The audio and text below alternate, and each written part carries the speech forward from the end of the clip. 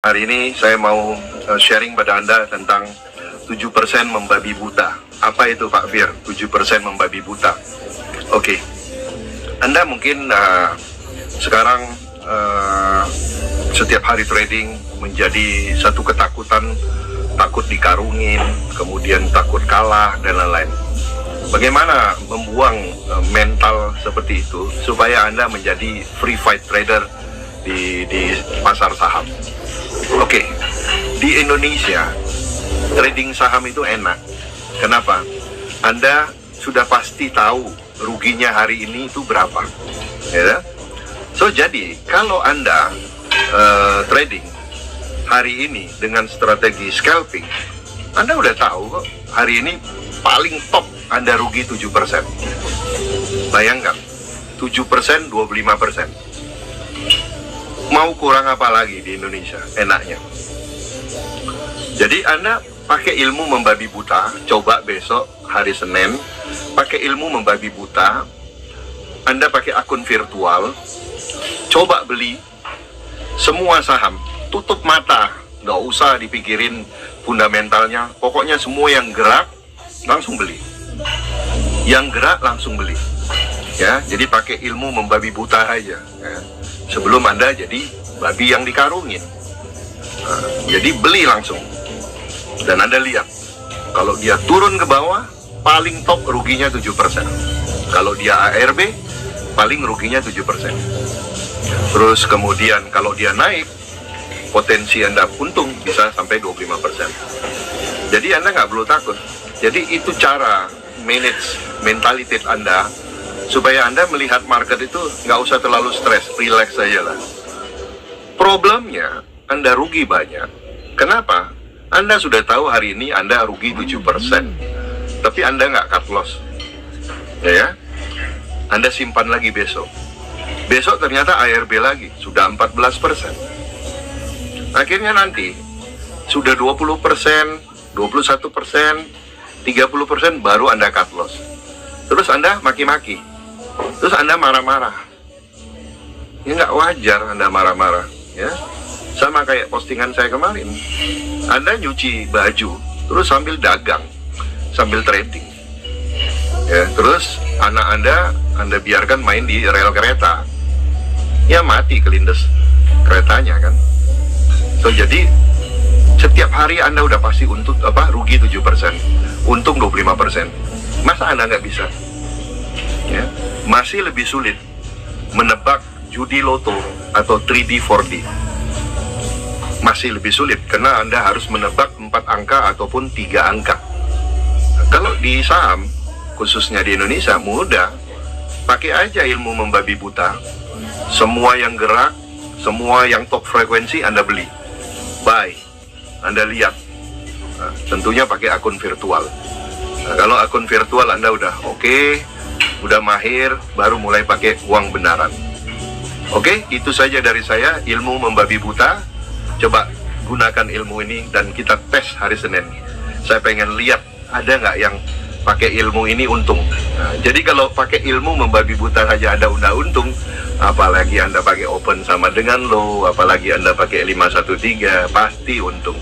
Oke, sukses selalu untuk Anda. Tamak.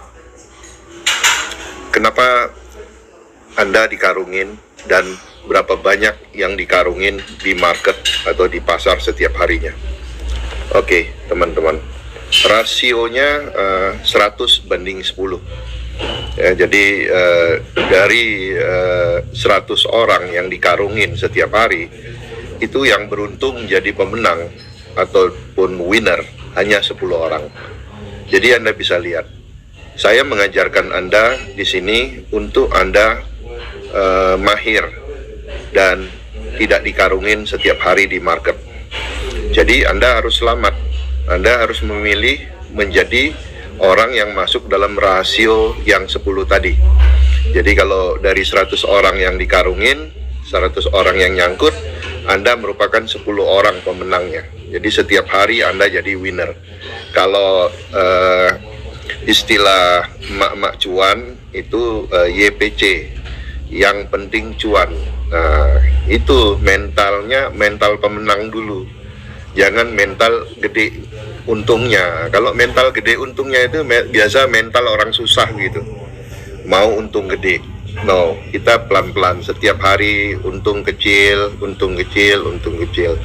You compose your wealth. Itu bertahap, ya, bukan langsung kaya. Kalau Anda mau langsung kaya, Anda pergi belajar ilmu pesugihan saja di Gunung Komukus ataupun Gunung Kawi, ya. So, jadi rasio 110 itu Anda harus ingat. Contoh pagi ini saya kasih latihan Anda di MPBA. Dari MPBA banyak yang cuan, banyak yang untung, banyak yang direct message saya dan yang sudah tahu nomor saya. Terima kasih Pak Fir, MPBA-nya cuan, ya kan? Tapi mungkin ada juga yang berpikiran, Pak Fir, saya masih hold. Masih hold. Ini Anda mau dikarungin atau mau dagang hari ini, ya? Kalau Anda masih mau hold, oke, Anda punya akun yang lain lagi yang untuk hold, karena MPBA banyak gap dan gapnya itu sampai di 900. Jadi peluang Anda kalau untuk swing cukup bagus di saham ini. Oke, teman-teman, itu dari saya tentang tamak. Jadi Anda harus mulai belajar keluar dari rasio yang 100 tadi. Anda harus jadi pemenang. Sukses selalu untuk Anda dan salam cuan.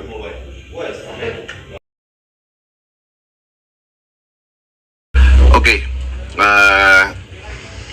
mungkin Anda tidak puas dengan apa yang Anda miliki dan Anda punya saat ini. Terus kemudian Anda mencari-cari alasan kenapa Anda tidak di posisi yang Anda inginkan. Anda harus tahu, ada kehendak di atas kehendak, ya. Itulah bukti bahwa Tuhan itu ada, ya. Jadi kalau kita tahu ada kehendak di atas kehendak, bahwa Tuhan ingin membuktikan bahwa ada kehendak di atas kehendak, supaya kita tahu bahwa disitulah buktinya bahwa Tuhan itu ada. Kalau Anda kurang puas dengan kehidupan Anda kurang happy dengan apa yang Anda capai, Anda harus lihat bahwa hukum yang berlaku di dunia ini adalah hukum tabur tuai ataupun harvesting. Kalau Anda tidak puas dengan apa yang Anda capai hari ini, Anda tidak usah cari kambing hitam, Anda tidak usah cari salahnya siapa, Anda lihat pada diri Anda sendiri. Kenapa? Yang menanam bibitnya itu Anda sendiri, bukan orang lain, ya. Anda yang menanam bibitnya, bukan orang lain. So, jadi kalau Anda tidak puas, mungkin Anda harus berdiskusi kembali pada diri Anda, apa yang Anda tanam, ya. Jadi tidak mungkin Anda menanam mangga, tumbuhnya durian. Tidak mungkin, sangat tidak mungkin. Itu logik dan scientific. Kalau Anda tanam mangga, jadinya mangga. So, jadi kalau Anda tanam kebaikan di dalam kehidupan ini, maka kebaikan itu pula yang akan datang pada diri Anda. Contoh ilustrasi. Apabila Anda menanam padi, maka ilalang akan tumbuh di sekitar padi. Artinya apa? Padi itu punya manfaat banyak bagi semua orang, bagi sekelilingnya. Jadi pada saat padi ditanam, pasti ilalang tumbuh di sekitarnya. Tapi jika Anda menanam ilalang, tidak mungkin ada padi yang tumbuh di samping ilalang. Itu tidak mungkin, ya. Jadi tanam kebaikan, Anda akan tuai kebaikan, ya. Tanam kejahatan, Anda akan dapat kejahatan ataupun keburukan yang akan Anda dapat, ya. Jadi pesan saya simple pagi hari ini, di hari Minggu, refleksi kembali apa yang Anda tanam dulu, apa yang Anda buat dulu. Kalau Anda kurang puas hasilnya, coba cek kembali lagi. Tidak usah menyalahkan orang lain, tidak usah menyalahkan siapa-siapa. Koreksi diri Anda sendiri dan rubah semua, mumpung masih ada kesempatan. Oke, sukses selalu untuk Anda, sehat selalu dan happy cuan. Saya coba membahas ataupun menjawab beberapa pertanyaan follower, dan saya pilih beberapa pertanyaannya. Pertama, berkaitan dengan postingan saya tentang Antam, di mana Antam ada gap. Gap bukannya dilihat. Selamat malam teman-teman. Malam ini saya coba membahas ataupun menjawab beberapa pertanyaan follower, dan saya pilih beberapa pertanyaannya. Pertama, berkaitan dengan postingan saya tentang Antam, di mana Antam ada gap. Gap bukannya dilihat dari chart ya, berarti maksud technical analysis, atau lihatnya dari galian tambang. Ini pertanyaan bagus, tapi agak sedikit ngenyek, kata orang Jawa ya. Anda tidak mengerti yang saya maksud, bahwa Anda tidak memerlukan technical analysis di saat Anda melakukan daily trading, ataupun biasa istilah kerennya scalping ya. Anda tidak memerlukan technical analysis untuk scalping, karena Anda hanya trading hari itu. Anda melihat intensitas volume hari itu, jadi Anda nggak perlu lihat technical analysis. Dan kalau Anda mau jadi trader, Anda nggak perlu lihat technical analysis ya. Jadi technical analysis Anda perlukan untuk Anda mau trading, seperti saya mengatakan, yang masih bekerja, yang masih belum punya waktu untuk memantau running trade dari jam 9 sampai jam 3 sore. Oke, Anda bisa gunakan gap ya. Anda tinggal screening semua saham-saham yang punya gap. Anda punya uang lebih, bukan uang panas, uang dingin, Anda bisa beli, Anda diamkan ya. Jadi di strategi investing Anda bisa gunakan technical analysis untuk membuat keputusan membeli. Tetapi pada saat Anda menjadi day trader ataupun menjadi trader, Anda nggak perlu. Kalau Anda mau jadi investor, Anda perlu ya. Tetapi kalau Anda mau murni menjadi trader, Anda nggak perlu ya. Kalau Anda baru belajar technical analysis, saya mau sampaikan bahwa technical analysis bukan agama. Jadi Anda juga nggak perlu fanatik amat ya. Anda buktikanlah nanti sendirinya technical analysis itu apa sebenarnya ya. Anda bisa pelajari step by step sampai puluhan tahun, dan Anda buktikan seberapa banyak technical analysis membantu Anda dalam membuat keputusan. Kalau Anda sekarang pegang 100 miliar, Anda lakukan investing, Anda gunakan technical analysis, akan berasa hasilnya. Tapi kalau Anda hanya punya 10 juta, Anda hanya punya 3 juta, it doesn't work ya. Saya sarankan Anda jadi trader, jadi scalper ya. Itu jawaban saya untuk yang pertama tadi. Kemudian Pak Fir, bagaimana caranya mencari mutiara terpendam, Pak? Saya capek makan gorengan. Oke, good. Mencari mutiara terpendam tadi seperti saham Antam, seperti saham-saham seperti Jakfa Konfit, saham-saham seperti Bukit Sentul ya. Secara fundamental bagus, tapi sekarang mungkin masih under value. Anda bisa beli, Anda bisa investing, Anda simpan, nanti satu saat Anda bisa eksekusi profitnya dengan hasil yang menggembirakan. Gorengan memang enak, di pinggir jalan kan banyak jual gorengan, tahu, tempe, tapi kolesterol ya. Jadi itu pilihan. Tapi kalau Anda jadi trader saham, belum makan gorengan juga rasanya belum pas. Kalau belum makan gorengan, Anda coba makan gorengan sampai enaknya seperti apa, ruginya seperti apa, untungnya seperti apa ya. Jadi carilah mutiara terpendam itu dengan melihat fundamental yang bagus. Kemudian Pak Fir, membangun indeks pribadi itu baiknya berapa saham? Nah, ini tidak ada aturan Anda mau pilih berapa saham, monggo silakan, mau 10 saham. Kalau saya, kenapa saya pilih 21 saham dan 19 saham? 19 saham itu tanggal lahir saya, 21 saham itu tanggal lahir Maya, dan tanggal lahir pernikahan kami.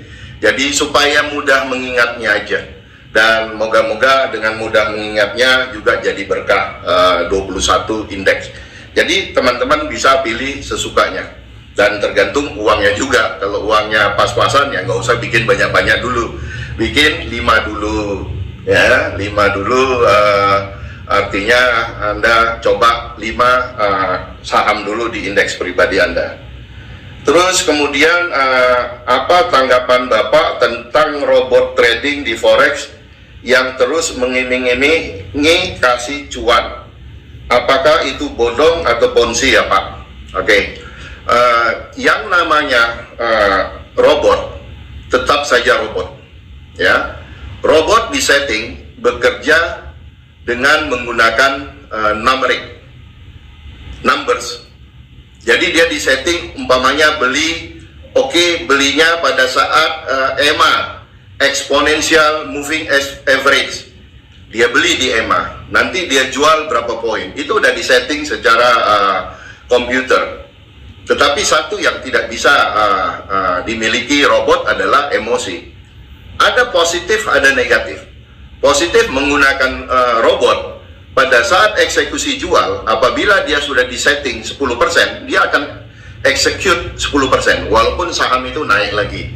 Tapi kalau menggunakan emosi, kadang kita udah mau jual nggak jadi, mau jual nggak jadi, ya kan?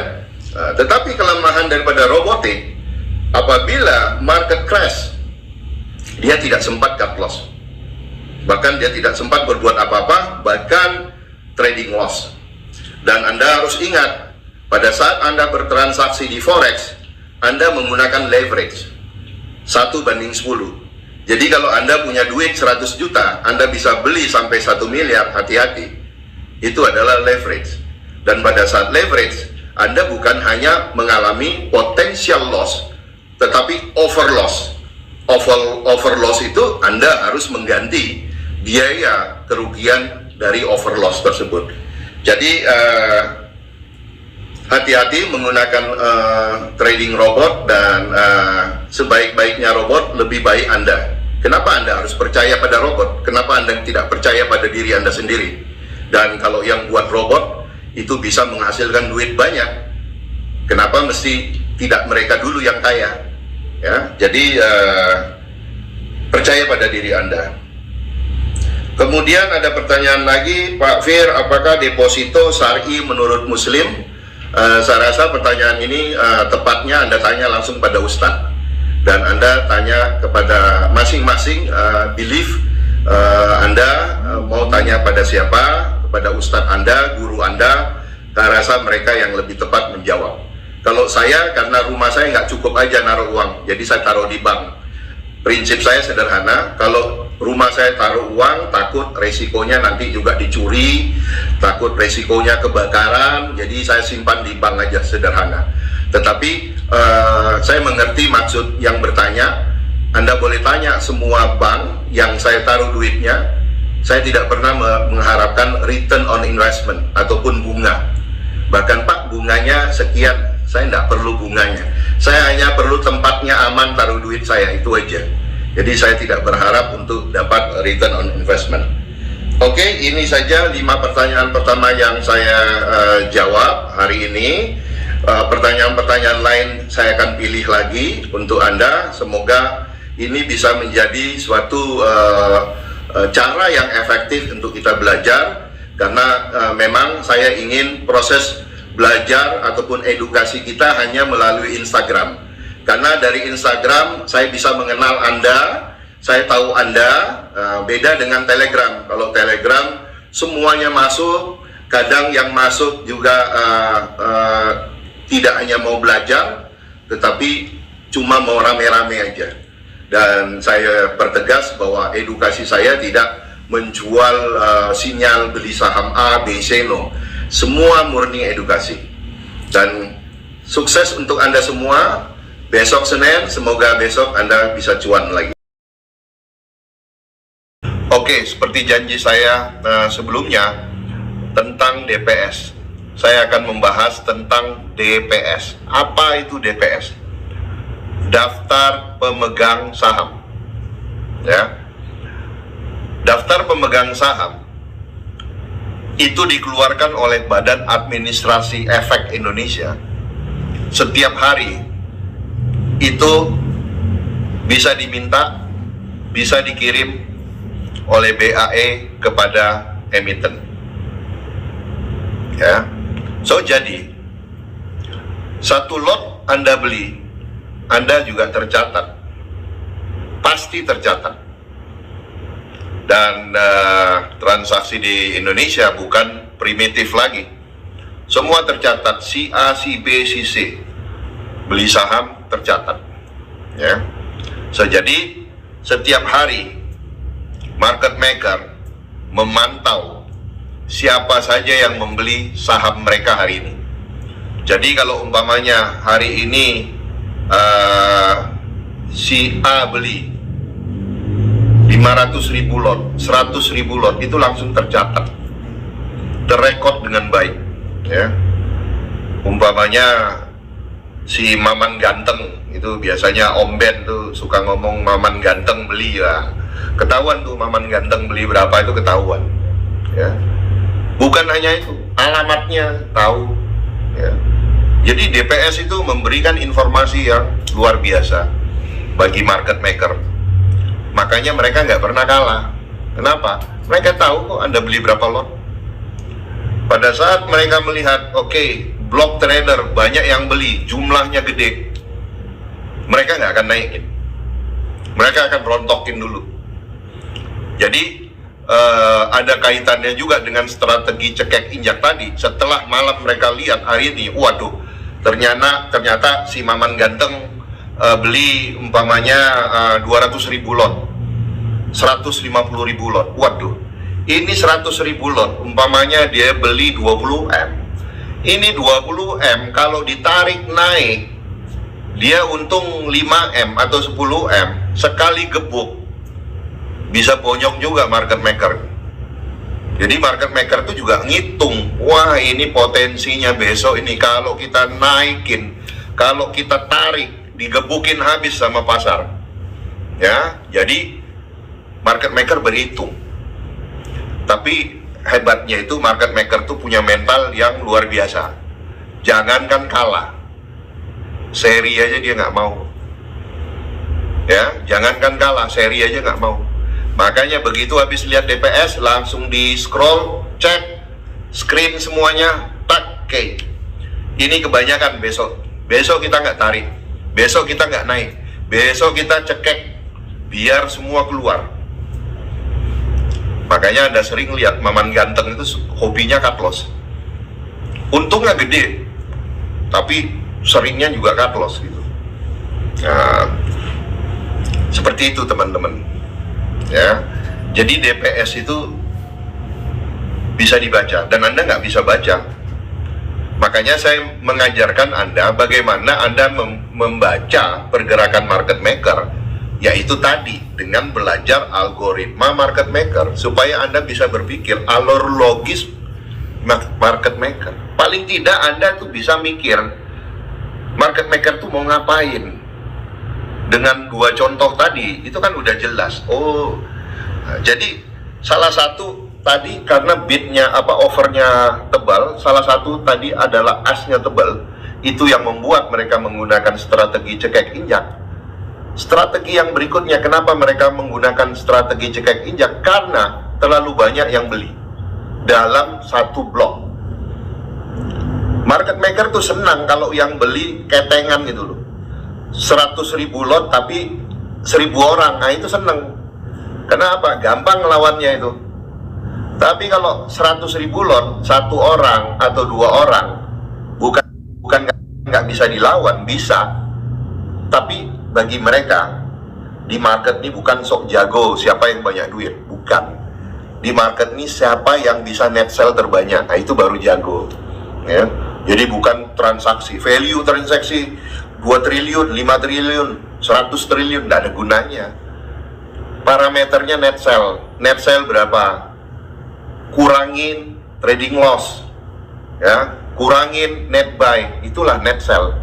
Itulah duit yang dibungkus bawa pulang oleh market maker, dan mereka selalu konsisten dan strategi 80% untung supaya komisi mereka juga gede, ya. Jadi itulah DPS, supaya Anda mengerti bahwa apa yang dilakukan market maker dari pagi subuh, ya, sampai pagi lagi, itulah siklus kerja mereka. Nah, ini biasanya kalau udah jam 7 gini udah mulai nih, trit, printernya udah hidup. Jam 7 gini mereka udah download. Wah, udah mulai. Tugasnya itu ada. Oke, nih Pak, diurut mulai dari descending, mulai dari yang tertinggi sampai yang satu lot. Sampai yang beli satu lot pun ada. Oh, ini yang gede. Oke, yang gede ada 10 orang Pak, dipisahin. Oke. Wah, ada 10 orang ini, susah ini. Terus pasang jual lagi. Udah, rontokin aja. Rontokin, kabur. Makanya Maman Ganteng sering rugi banyak di situ. Oke, itu dari saya. Kita tunggu topik bahasan lain lagi. Saya mikir dulu apa yang mau kita bahas. Makanya saya senang kalau ada yang komen positif, komen negatif nggak masalah bagi saya, ya. Anda nggak akan saya apa-apain. Mau komen negatif, saya lihat, oh bagus ini komennya, oh dijadiin apa untuk bahan saya diskusi seperti ini, enak kan? Oke, sukses selalu buat kita. Happy cuan. Selamat siang teman-teman. Menyambung topik tadi pagi tentang cara Anda membeli, karena di situ saya mention jika Anda membeli dalam lot yang jumbo biasanya dibawa turun. Terus gimana dong Pak strateginya kalau seperti itu? Berarti setiap kita beli besar pasti dibawa turun. Oke. Setiap hari market maker pada saat menggerakkan saham, mereka juga menghitung akumulasi daripada pasar seberapa banyak. Jadi strateginya, apabila Anda ingin membeli 1000 lot, Anda bagi 3 lah, 300, kemudian 300, atau kemudian terakhir 400, jadi total 1000. Jadi jangan langsung 1000. Ya, jadi kalau Anda langsung ambil 1000, langsung ke detect di radarnya 1000. Oke. Detect 1000, mereka akan tahu, oh Anda masuk dengan 1000 lot. Ya, jadi Anda bagi ya. Makanya itulah pentingnya 9 RDN itu di situ. Anda bisa ambil 300 lot dulu, 300 lot dulu, kemudian 300 lot dulu, terus kemudian baru terakhir 100 lot. Seperti itu. Jadi dicicil. Jadi jangan langsung gede. Nah, itu strateginya. Saya rasa itu strategi yang bisa saya sharing pada Anda supaya Anda lolos. Tapi kan kalau dalam market tingkat kedewasaan atau pengetahuannya juga tidak sama, ya itu tadi, melihat harga naik, mereka pikir wah ini mau arah ini, langsung dihajar 10.000 lot. Nah, kalau udah 10.000 lot, 5.000 lot, ya langsung dibuat lutut Anda gemetar dulu di bawah atau digiring ke bawah dulu. Oke, itu caranya. Anda mau beli 1000 lot, bagi 3 kali, 300, 300, 100. 300, 300, 100. Oke, sukses selalu untuk Anda.